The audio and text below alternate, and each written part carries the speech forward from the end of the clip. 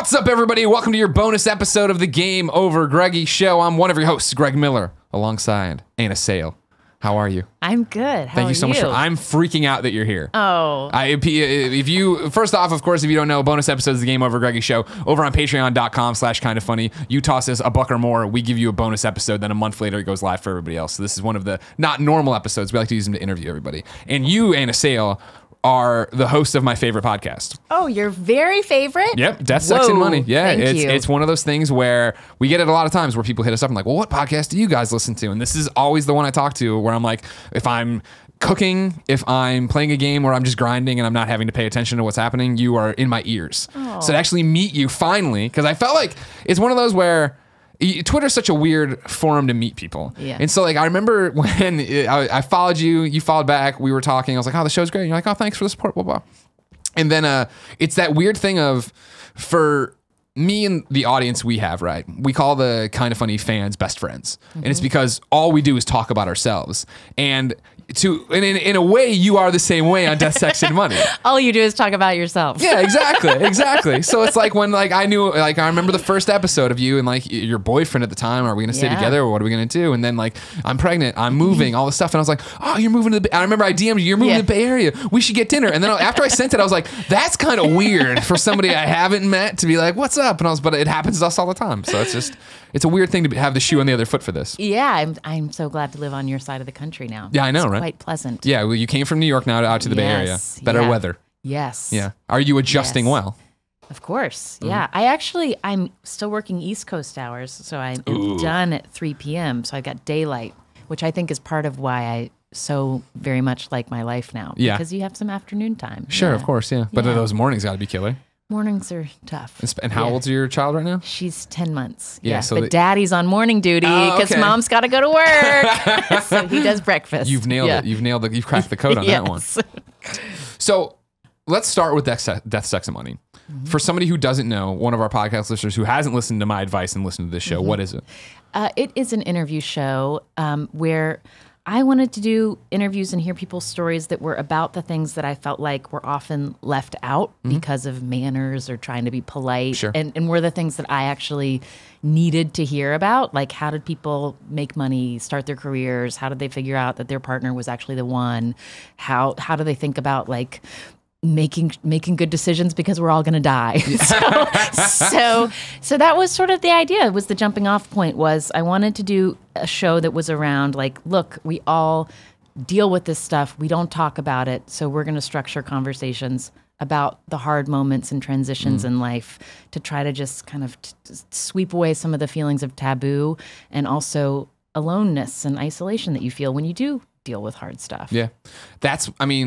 It's always fascinating for me as we build our community and build this audience to watch other podcasts and other communities do the same thing in a different way. And that's what I've loved about watching. I mean, I've been there since episode 1. I forget. It must have been, was it This American Life gave you guys a shout out? Yeah, very early on, which is amazing. So that's where I got the jump and I hopped over. But to see like where you guys are now, where you've just done, I loved the whole how do you deal with a breakup arc you guys had. Because it was, this episode's coming up, go to this Google Doc and fill in this and build a set list and all these different things. And now you're doing it for, I forget what's the new one, because there was like a million you tossed out of like. Now we're doing student loans. So people are sending us emails that are like, they're like telling like to the cent how much money they owe and how it shaped all of their choices about career and where to live and when they can get married and all this stuff, and it's such a secret because you feel so ashamed if you've got tens of thousands of dollars of debt and don't know how you're going to pay it off. Right. And I think for every American, everybody's like, oh, we get that. Yeah, exactly. Like my Canadian girlfriend though, when I go up there and talk to her family, I went up there for Christmas, and they do a brunch with all the extended family, and when they came over there and they're meeting me for the first time, they're talking. Then it was though, walk us through your education system. And I started throwing out how much tuition costs, and then had to be translated into French, and people were freaking out of just like, what are you talking about? It's like, it's just everybody does it. Everybody knows that's how it's going to be. Whatever. Yeah. I was just in Sweden. I have a baby who's 10 months old. So and I was talking to some radio colleagues, and they were like, "What did you do when you went back to work?" And I was like, "Oh, well, we just picked up where we left off with the show." And they were like, "No, we meant with the baby." Yeah. Because to them, like, you take at least a year off work. Exactly. I was back after 4 months, and that's the same way talking to that family up there of like how it's run in Canada. Of like, what? It's 3 months and you're back to work. Well, yeah. Kid's gonna be 18 soon enough. Yeah, she's very independent. She can take care of herself. Exactly. 4 months. Yeah. You open up the dog food, you walk out. It's fine. She'll be fine. She knows what she's doing. So, what I want to know to start with is, that's always been the great thing about Death, Sex, and Money. This idea of the things we think about a lot and need to talk about more. Where does that idea start from? What were you doing before this? Were you podcasting? No, it's like I was just a traditional public radio newsroom reporter, and I was actually covering politics before I started the show. And so it seems like quite a jump to go from covering news to going really deep into personal stories and talking about my own life. But I think it was a reaction to politics, which is, people are saying things to you all day long that on their face are just not true or exactly not what they're thinking about right now. They're thinking about how they're going to win the next election or how they're going to raise the money, and they're talking to you about whatever, the platitudes. Issue right now. Yeah, exactly. Yeah, so I think I was like tired of it. I was like, let's actually talk about the real stuff. Let's not like keep pretending that this is what we want to. These are you're actually answering my questions. How long had you done that for? Almost 10 years, like 8 years. Okay. Yeah. Okay. Wow. One of my last victorious moments as a political reporter, if you've seen the documentary Weiner, which is about Anthony Weiner. Yeah. I am the reporter on the ground. I have headphones on because I'm a radio reporter, and I'm just screaming, "Why should we trust your judgment?" And he just walks away, not answering my question. Oh my God, I totally watched that. That's funny. Yeah. That's awesome. So, was it a hard sell? Are you talking to the same people like that you work for now? Like, I want to leave politics and I want to go do Death, Sex, Money. It was a little bit. The way it started was I work for WNYC, who makes Radiolab and Freakonomics, and it was 13. So it was before Serial, but the Serial podcast, which like exploded the zone.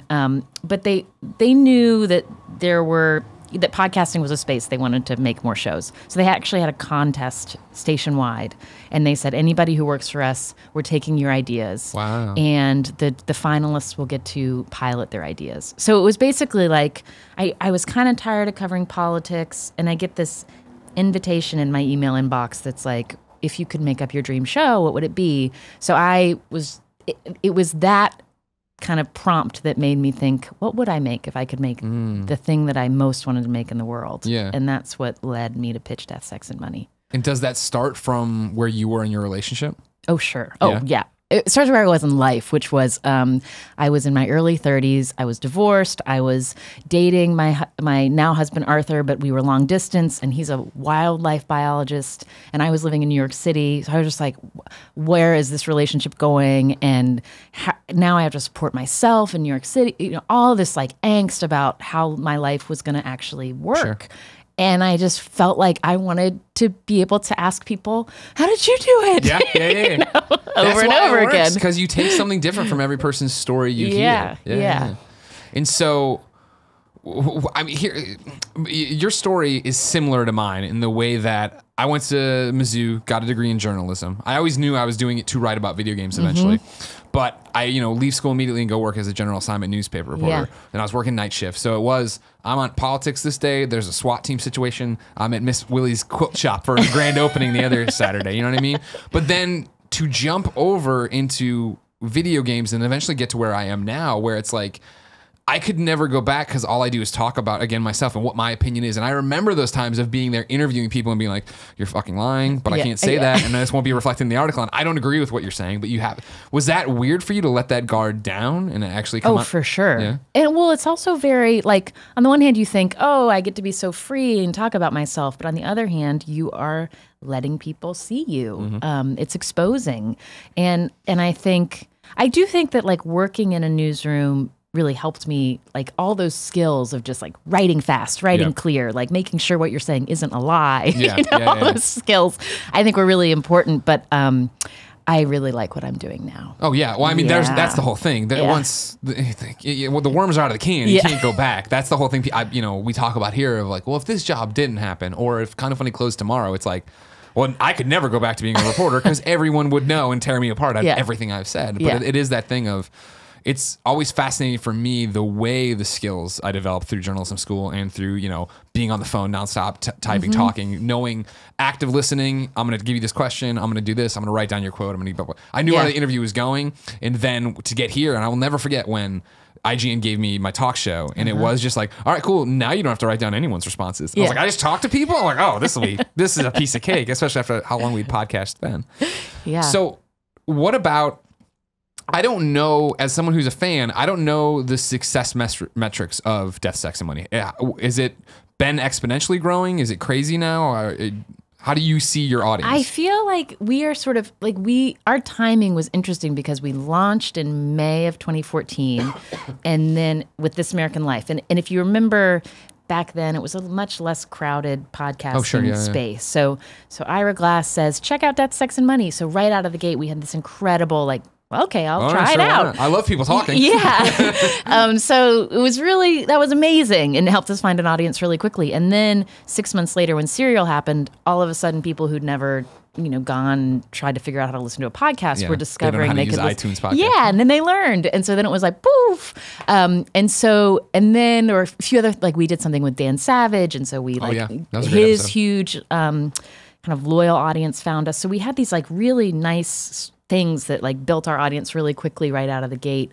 And now it's people are discovering us, but I think you're not having the same sure, the big jumps. Yeah. But I actually kind of I'm into it because now I feel like I have a real, now I'm thinking, okay, the podcast space is super, super crowded. How do we keep making sure that the listeners who are our listeners really feel like we are taking care of our community and that they feel like our best friends, it's what can we ask our listeners to do and what little presents can we give back to them so that they keep thinking of Death, Sex, and Money as their show, so that's a really fun, creative question. What can we keep doing to surprise them? Yeah, trying to keep the audience on their toes is always a big thing for us, right? Right before you got here today for a time capsule on when this was filmed, Stephen Ogg, who's on The Walking Dead and Westworld, he's a friend. He came in and just did the morning show with us, right? Cool. And that's a fun thing for the 2,000, 3,000 people who watch that live and don't get the podcast and they understand what's happening down the line. And then there was the time when your first time you ever had the pledge drive and you were like, oh yeah, get your tote bag. I was like, immediately. And when we were still working from home, Nick would always borrow bags. And one day he borrowed the tote bag. Yeah. And he took it home and he's like, oh yeah, I still got the tote bag. He's like, do you care? And I'm like, yes. That's the one bag you can't borrow and not bring back. That bag has to come back to me. He's like, oh, she's fine.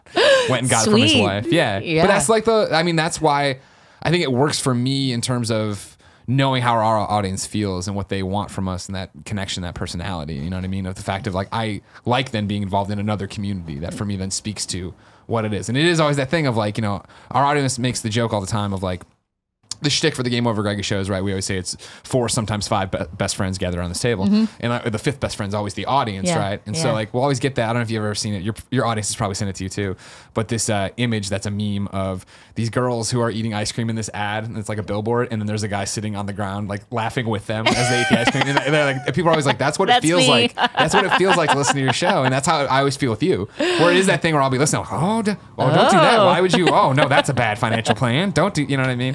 So to get involved with something that way is always fascinating. You know what I mean? Did you know, were you, you're talking about how early podcast was then in terms of how many there were. Did you expect that? Did you know that would be something that would happen? I had no idea. I mean, it's when you start something, because when you come from broadcast, you're no matter, I'm going to make this story and it's going to go out on the transmitters and whoever's driving their cars is going to hear my voice or cooking their dinner. And then I was like, shit, with podcasts, they have to press play and they have to choose you over and over again. And so that was a whole, I remember just being terrified. What if no one presses play? Yeah. How will they find us? What will they do? Yeah. Please leave a review.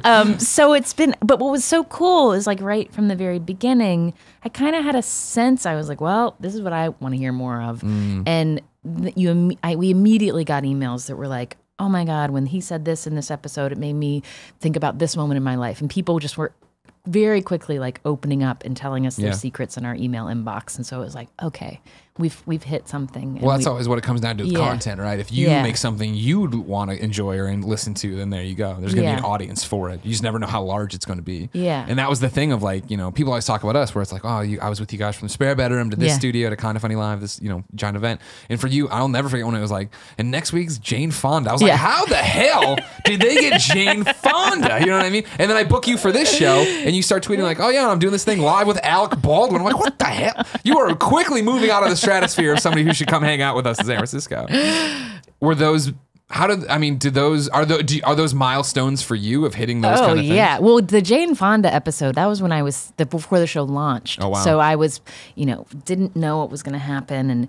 And it was such this weird, she had this book that had come out that was about adolescence and sex. And I was like, you are a woman in your 70s. Why are you writing a book about this? Information might be dated. Yeah. And so it turns out she happens to be like a real activist around issues of sexual health in teens. And so I that's how we got her. I was like, I would like to talk to you about how you thought about sex when you were a teenager and some other things in your life. Are you cool with that? And she was like, cool. So we did this really amazing interview that I just was like, she just was so open. Yeah. And it's still one of my favorite episodes. But when I actually recorded that interview, it was before the show had launched. So she, I'm like, there's this, it's going to be called Death, Sex, and Money. It's cool, right? She's like, okay. Yeah. And then we went from there. Yeah, I think she talks about it in the show, right? Yeah. Where she mentions like, that's a weird title or something to that effect. Yeah. And then Alec Baldwin, is that you've already grown in that space enough that it's easy to get it? That was a cool thing because he had a new memoir out and he was doing a big event in New York City and they reached out to me to be the interviewer. So that was like a nice like email to get and confirmation of like, oh, I know what I'm doing. Yeah. People, yeah. Well, that is the thing of like, as somebody who interviews people all the time, you're great at it, and I'm sure you know that, and I'm sure I hope people tell you that all the time. But it's that thing where I always. This is a weird reference. Stick with me. Okay. Right? Do you remember the 49ers Seahawks game a few years ago? No. Where, at the end of it, there was this controversial this whole thing of them. There had been all this lead up, people screaming at each other. Was this about Sherman? Yep. Okay, yeah. And he's like, and he gives this post game interview to Aaron Andrews. Yeah. And I'm watching this on a plane, and he's like, it was something like, I told you not to come for me, don't come for me. And I in my seat I go, who? And Aaron Andrews goes, who were you talking about? And I was like, that for me as somebody who interviews people is the thing that so many people would miss. That they would be like, I don't get the reference you're making, and I'm going to keep going and not sit there and expose myself to not understanding maybe something that I should have. Yeah. And so many times on your show, I hear you ask the question I'm thinking about or what I want to know next, which is always great. And then you have an infectious laugh, which I'm a big fan of. Thank you. No problem. No problem. The killer combo. Yeah, exactly. That's how you get. Well, that's how you do it all the time too. You ask tough questions and then you laugh it off. Yes, like, aren't I charming? I'm not threatening at all. Yeah, exactly. That's how you get it. So we talk, Jane Fonda, and you're asking tough questions to her and all these different. Do you find yourself with this? Do you get into a lot of sticky situations where you're talking to people about their sex life or these stories or money, and they stop you and they're like, I don't want to talk about that, or I want to pull back on this? I don't think those are like, I say that at the beginning of every interview. I say, I'm going to ask you personal questions, and if there's anything that just feels like in a zone where you don't want to talk about, you can just say, I don't want to talk about that, and we'll move on.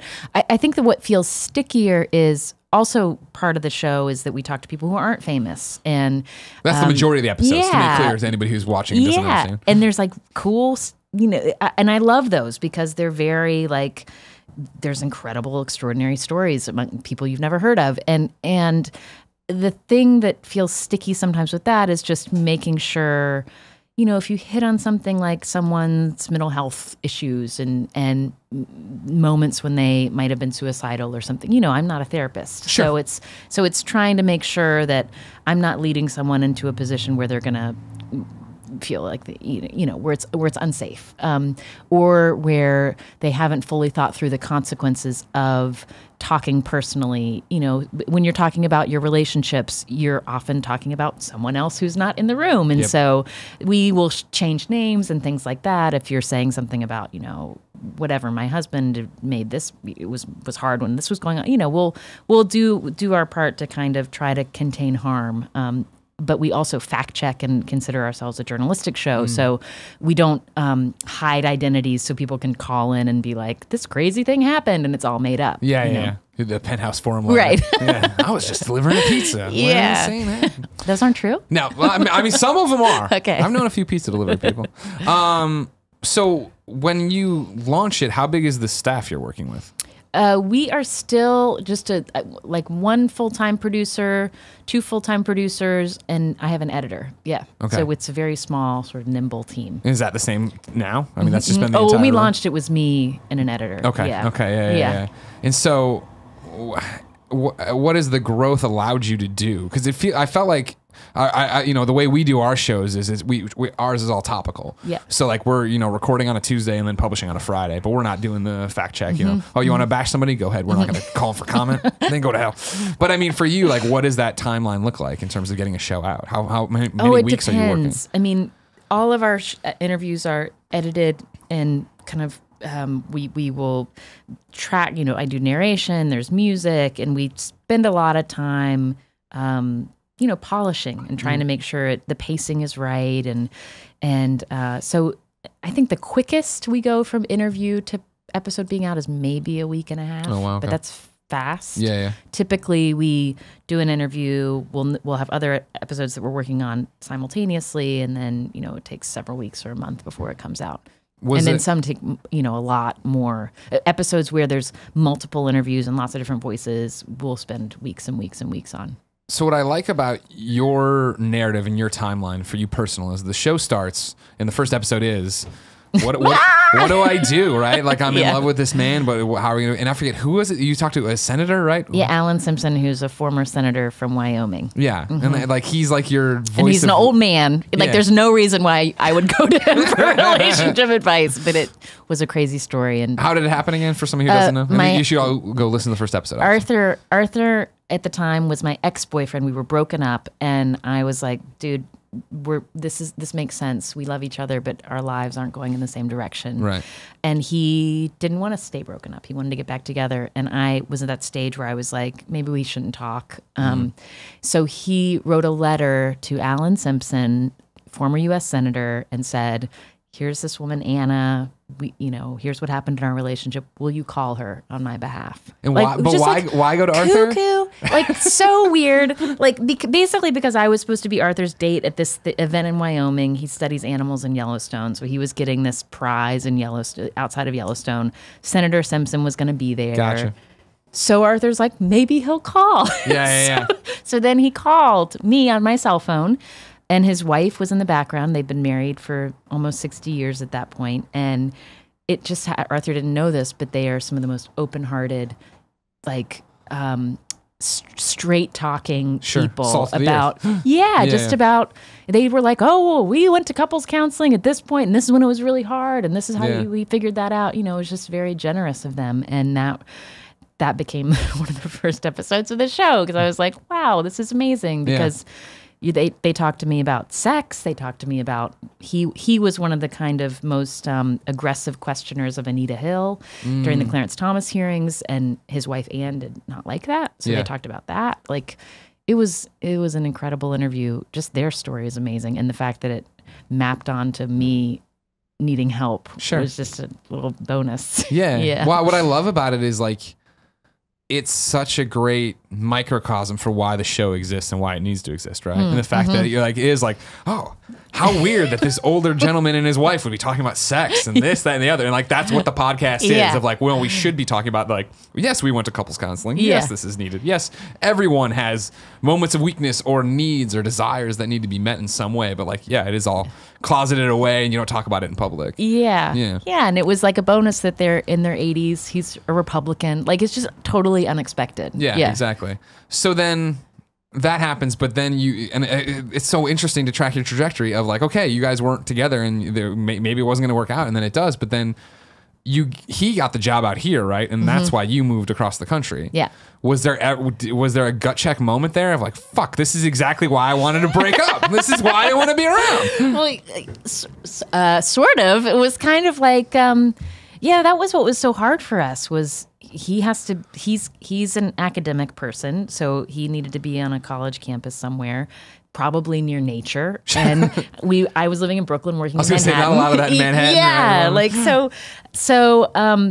There were not very many places on planet Earth where it would make sense for both of us to live and get to do the kind of work that we love to do. And Berkeley, it just so happens, is one of those places. So when he got the job offer, it was like, oh my God, this is amazing. That was my first thought. And then second thought was like, oh God, what does this mean? Yeah. And then because of the gift of the internet, we worked it out so I could just keep making the show. Was there concern on your part that you weren't going to be able to keep doing the show? A little bit, yeah. Well, yeah. It's just like, how is this going to work? And if I can keep doing the show, is it still going to feel the same if I'm not surrounded by my team and But it's been pretty great. Like getting to I'm on Slack all the time, conference calls all the time, FaceTime all the time. Like it's not the same as being in the same place, but it's close. It's close. Yeah. That was always the thought. I mean, because granted, our products are very different, right? There's this video component that we're live. We put out like 3 shows a day because we're stupid. But like that's always been the thing of like with my long distance girlfriend Jen, right? Of the fact that she's in Montreal and I'm here, and it's like, well, I love her enough where if we could never figure out how we're going to be together, that all right, cool, I'll move to Montreal. Yeah. But it's like, as the figurehead of Kind of Funny, what would that do to everything? You know what I mean? Yeah. Like, what a wrench in the works. So I can only imagine for you, like, you start this podcast, you do this thing, you build this team, and then you're like, all right, peace out. And they're like, Yeah. Well, that was interesting to me. That the biggest feeling of guilt and anxiety I had when I was moving out here was like, what will it do? How will it affect the people that I work with? Yeah. Because when you are building something with people who you come to trust and love doing creative stuff with, like it's scary to feel like you're somehow making their life more difficult by moving across the country. But it's turned out okay. Yeah, no. But I hear you. I mean, that's the thing of like, for me, that was always the concern. One of our co-founders, Colin, just left the company. And even like when he was talking to us about going, he was feeling the guilt of like leaving us in this thing. And it's like, no, we understand. Like, this is how it's got to be. And I think that's the thing when you have a team that is supportive, when you have a team that is going to continue to make the product no matter what, I think you're okay. It'll all work out. Yeah. And so then how do you like being a mom? It's great. Yeah? Yeah. Did you always want to be a mom? Yes. Okay.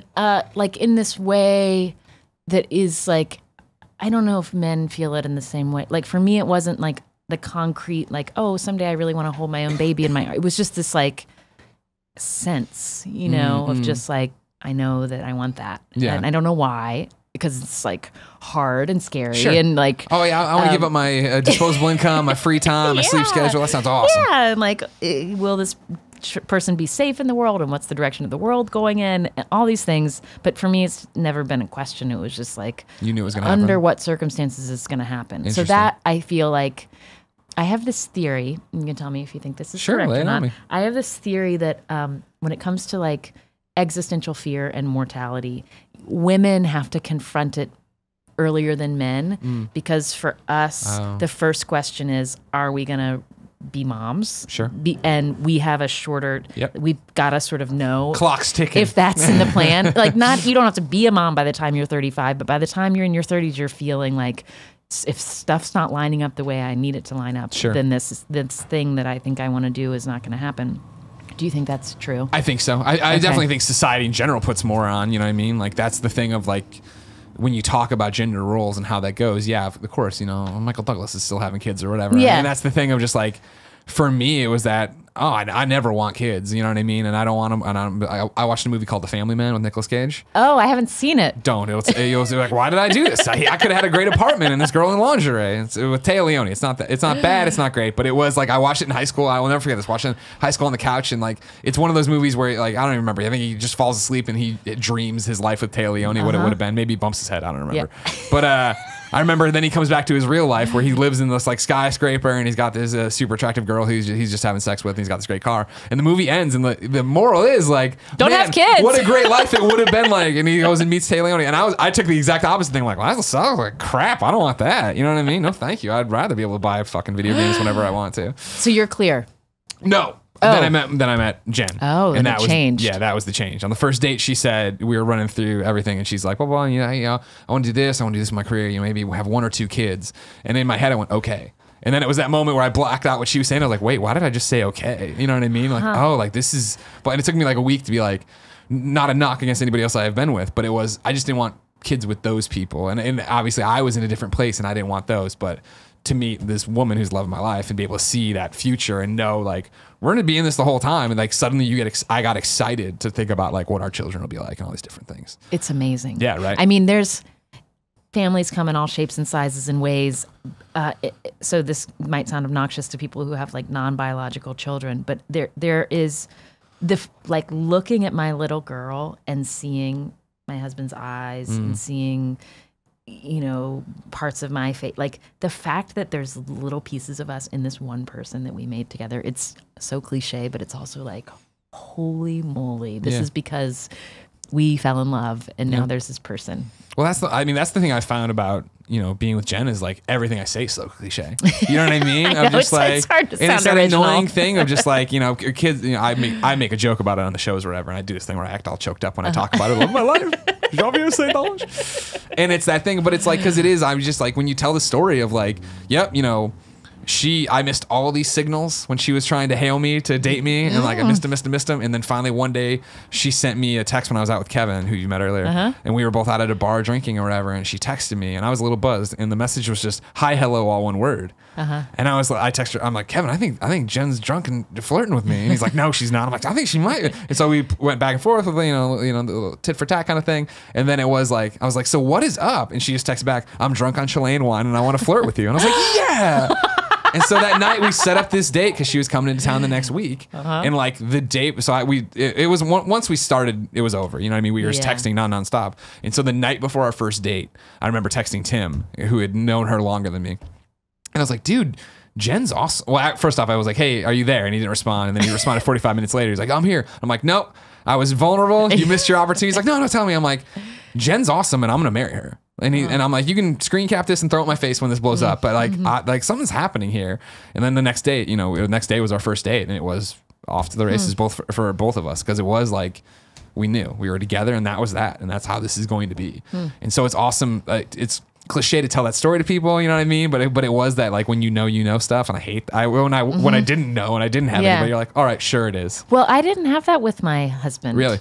The because I was like, I know that like you are so interesting to me and like I want to hang out with you and be like date you. Yeah. But the like marry you, I was like, ugh. That took a long time. Yeah. How long did it take? Well, it took a while because I was married before. Yeah. And I was like divorced and not that long out of that experience when I met Arthur. So I was in like total kind of guarded mourning that. Yeah, guarded and also just like a mess, you know? And then there's this like amazing man, and it took a while to be able to like just see him with clear eyes, you know, not through my own drama, and be like, oh wait, God, you're amazing. Yeah, right. Wait a second. You know? No, I mean, I had done the very, you know, I grew up in Chicago, went to school in Missouri before I moved out here, and I did the incredible Midwest thing of went to college, had a college sweetheart, married her right after school. We're still children, but we get married, you know what I mean? And then got the job in San Francisco and moved everything here. And then it was like, oh, wait, this world's really big and we don't know what we're doing. And she found a job she loved as much as I loved my job, and that pulled us apart. And it was that thing of, I remember when we broke up, I was like, I knew the fact that I put my job above her. That's all you need to say, right? And so I always said, like, I'll get married again, but the next person I marry will have to be the person that if they're like, I'm not leaving Montreal ever, then I'm like, all right, moving to Montreal. You know what I mean? We'll figure it out. See you. And like, that's how I feel about Jen, where it's like, this will happen one way or the other. Oh, I didn't know you also had a first marriage. Oh, yeah. And that's why I think I connect so much with so many of the stories there. I took there was a lot of time because I was so young and stupid though. So there was a lot of time before that happened there, before I met Jen or anything like that. So I understand what you're talking about of coming out and being like, what am I doing? What is life? Yeah, exactly. I got to figure this out. Be free. How long were you married? I forget. Almost 4 years. Okay. Yeah. It's. Do you think about it ever? I think about it. I don't. Now I think not. I mean, I think about it with this like hazy, like, wow, that was my life in my 20s. Yeah. Like, that was that feels far away. Yeah. Life feels very different. I mean, as a huge comic book nerd, that's what I always joke around Yeah. about is like, you know, I feel like my life gets retconned every so often.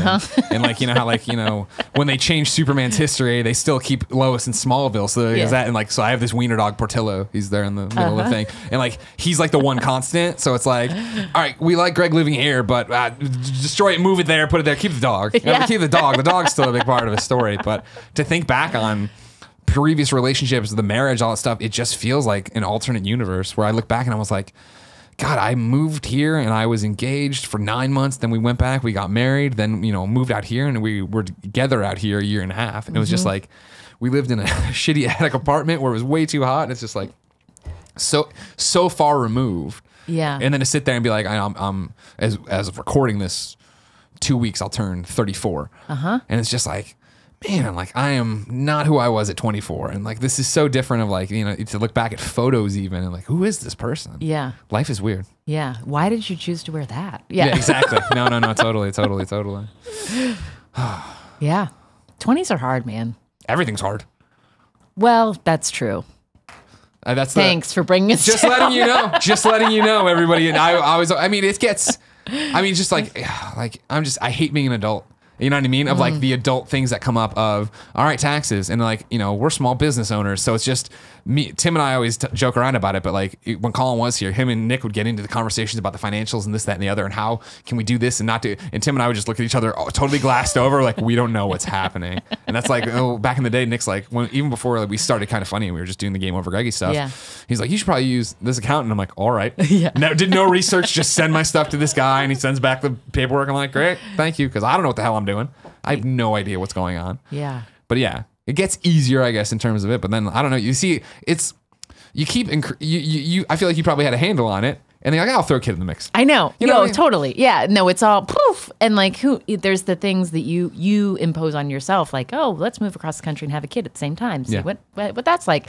And then of course there's the things that like life just brings down on you that you don't see coming. Exactly. Yeah. That's the thing. Whenever I you know, I've been debating this. So this show will go up later. This show will go up later than I anticipated. So the girlfriend I keep talking about, by the time this post will be my wife. I haven't talked about that yet.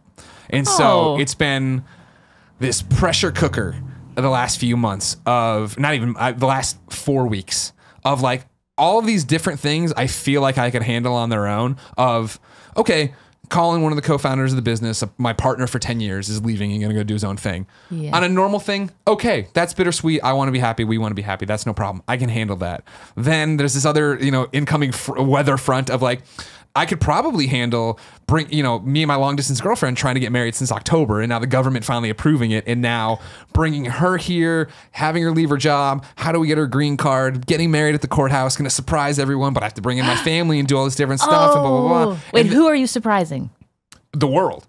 That's awesome. I go back to the best friend mantra. Like they don't like we're not. I mean, people know, right? Like, so yesterday, in terms of filming, Jen put up her thing saying she's leaving Square Enix, which is her job, right? Yeah. And then next week, I'm gonna go up to get her at her goodbye party, and she's gonna tweet, "I'm moving to San Francisco to be with Greg." Yeah. And then May 1st, we're gonna tweet, "Hey, we're at the courthouse married. Here's her dress, and here's me, and all this different stuff." And so like. Congratulations. Thank you. But of course, in the future. I know, right? I know this is weird. This doesn't happen. This whole show never gets posted. But yesterday on her Facebook and Twitter, everybody's like, "Oh, so you're gonna go be with Greg, right?" Yeah. Like it's like people know that's coming, but I don't think they know the marriage part and all this different stuff. So like planning a wedding, you know, okay, that's stressful. Let alone a wedding that's like weird and involves the government and all these different steps. And it was forever of, all right, she's gonna go do her interview at the consulate and. They probably will approve her, but until they do, we can't really book anything. And so that was like at the beginning of last month. So it was like that finally got done. It was like, all right, we need flights and hotels and who's coming and how are they doing and like all these different things. So planning a wedding on top of my business fundamentally changing, on then top of Colin's my roommate. So he's moving to LA. Do I want to stay in the place? Do I want to go get a new place on top of moving as well? It's like all of this coming together and like you're here on a good day. Yeah. Like we're a few days, weeks, maybe even removed from like the real storms. Like, you know, we found out last night we got the apartment we wanted. Great. Good. She's approved to come to the country. Awesome. You know, the business is great. It's awesome again. But it's like, Those weeks for a while, it was. I would tell her, you know, I mean, like you came up the stairs, and the amount of conversations I had with her at the top of the stairs on the phone, because I'm Greg, and I'm the, you know, face of this company. I don't want to vent in front of the guys and let them know how I'm not handling things well, or I am handling things well. But to be out there, and it was just like every morning I'd wake up and be like, all right, today's the day we're gonna get a win and things are gonna turn around. And then you'd get here and something, and I'm like, the world is just stomping me into the mud right now. You know what I mean? Like, I just need a break. Can somebody give me a fucking break on any of this stuff? And it was rough, everything. So yeah, like, you always find a way to make it hard mode. There's always another reason. Like, and I think about it too, like, you know, this week's been great. We've been making great content and seeing great people, but I have all these business dinners at night. And like last night I come home and I open the door to my bedroom, and I have the wiener dog or whatever, and he totally got sick in his cage. And it's just like, well, what does this mean? Like, can you talk to me? Just tell me what's happening. Are you sick, or did you just get a bad tummy? I don't know what's happening. My dog got sprayed by a skunk in the face at like Tuesday at 9:30 p.m. a few weeks ago. And it was like, oh, this life just got harder. This is the night. You know what I mean? This is what, that was always the thing that would happen with, you know, you tear back the covers to get into bed, and like he had an accident or something when he's a puppy, and you're just like, wow, it's 12:30 and I gotta be up and do this. I can't do it. But that's just life. Those hits keep coming. You know what I mean? Yeah. It's rough. It's a rough thing. It's rough. And like, that's, I mean, this is like a little sappy, but to me, that's why we have stories, because it like helps you give those moments of panic, or just to give them context, and to be like, okay, I'm in the middle of it right now, but this is going to have an end. Yep. Like, every story has a beginning, middle, and end, and then another story is going to start. 100%. And like, that's the thing I try to stress to people all the time, especially even when I was stressing to our guys when it was bad and we're trying to figure out what's going to happen, of like, it won't be like this forever. These nights where we can't sleep and nobody wants to eat and da, da, da, it's going to be fine. But it's like, it's the same way. Since you're in the podcast world, you're familiar with The Moth, right? Yes. Big Moth fan as well. Yeah.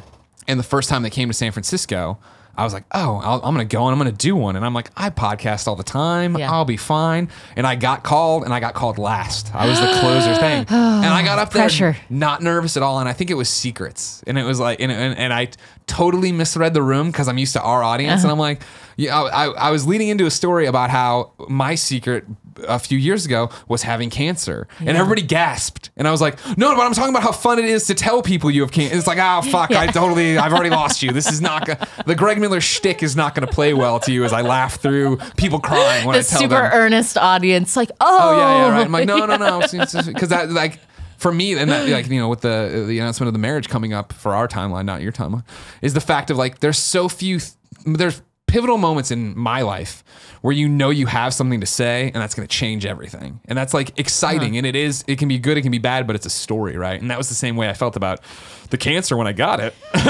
When I got that diagnosis, I was like, well, this will be a great Moth story someday.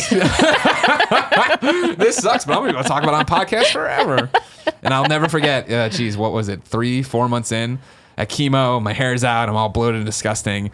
And I turned to my ex and I just broke down in tears. And she's like, what? And I'm like, this isn't fun anymore. Aww. And she goes, when was this ever fun? And I was like, oh, we're going to tell stories. I thought I could play video games while they gave me chemo. Yeah. So, yeah, it never gets easier. But if you can always hang your hat on the fact that you're going to have something interesting to say. Yeah. You always have a good party story. You know what I mean? That's always good. Yeah. And if you frame it the right way to the right people, you'll be all right with the cancer stuff. You say it to the wrong people, though, it doesn't go well at all. That's true. Yeah. So you're learning. Yeah. Are you nervous about being a mom?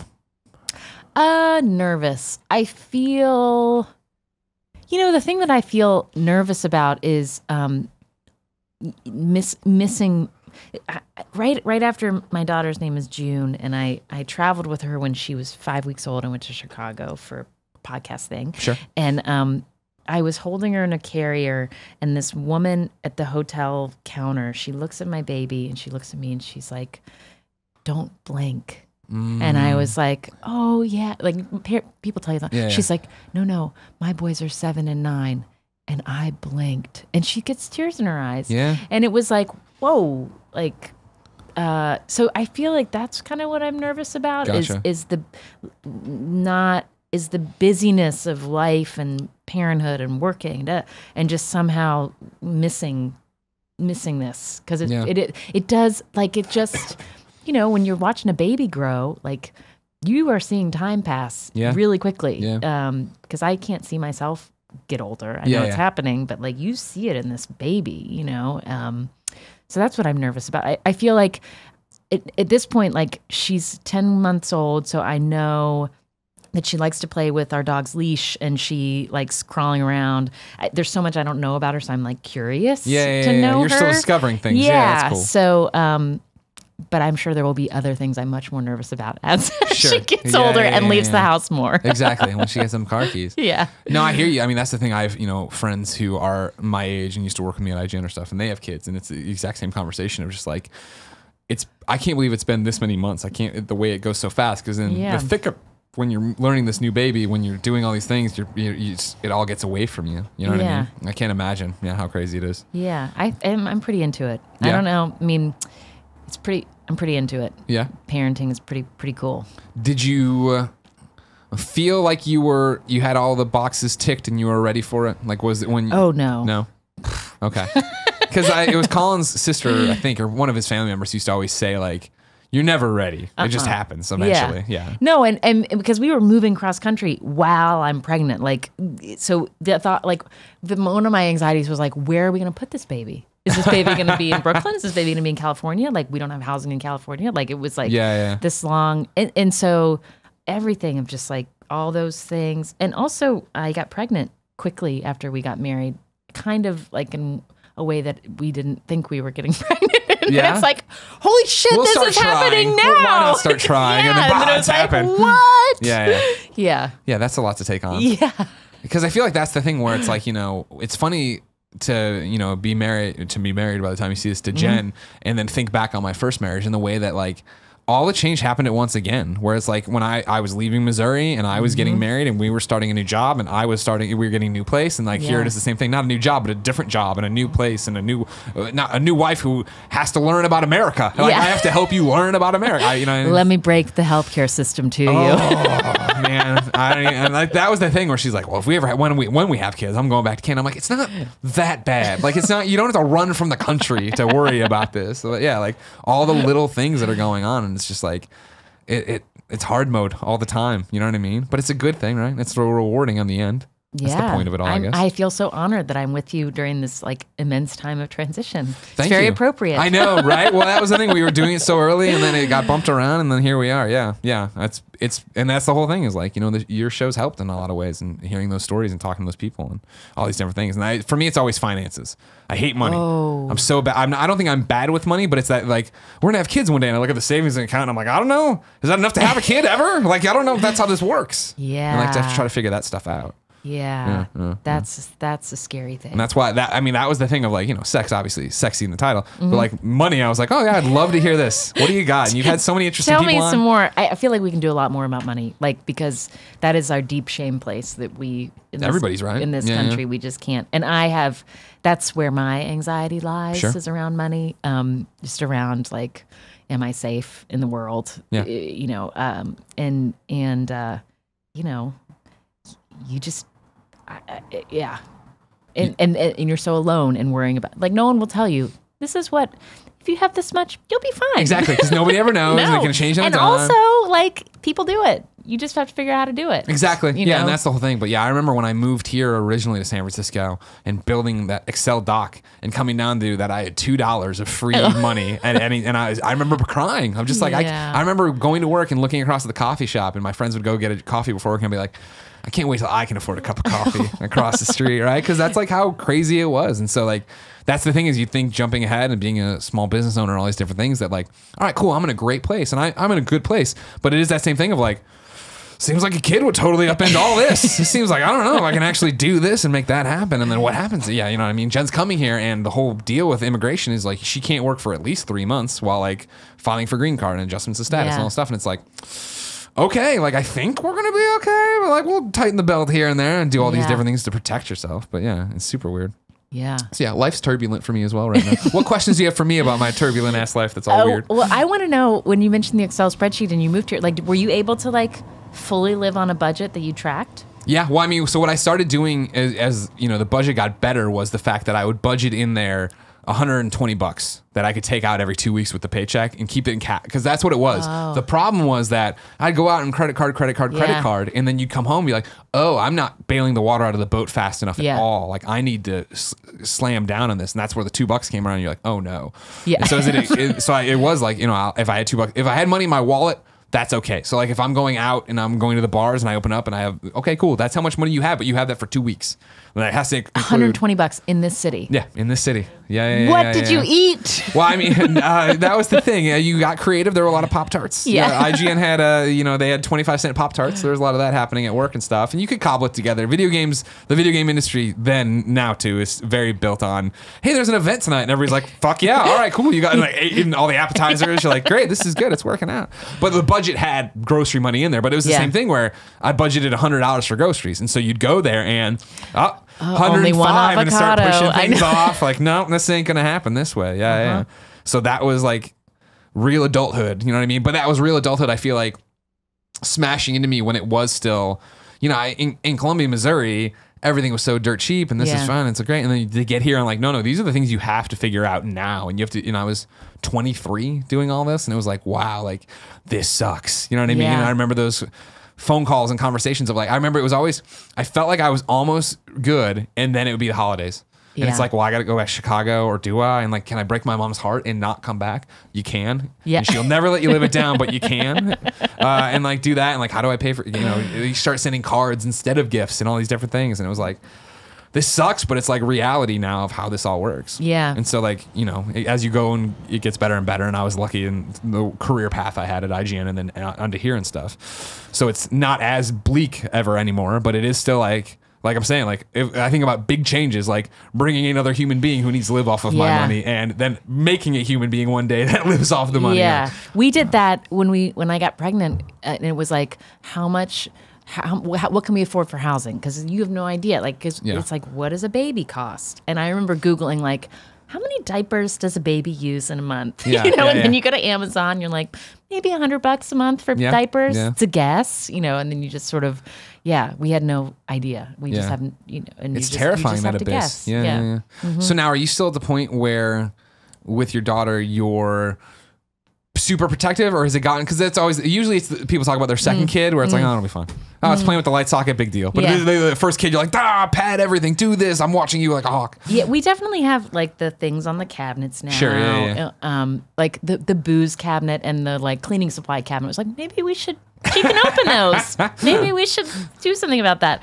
I have surprised myself that I'm not a super hovery mom. Yeah.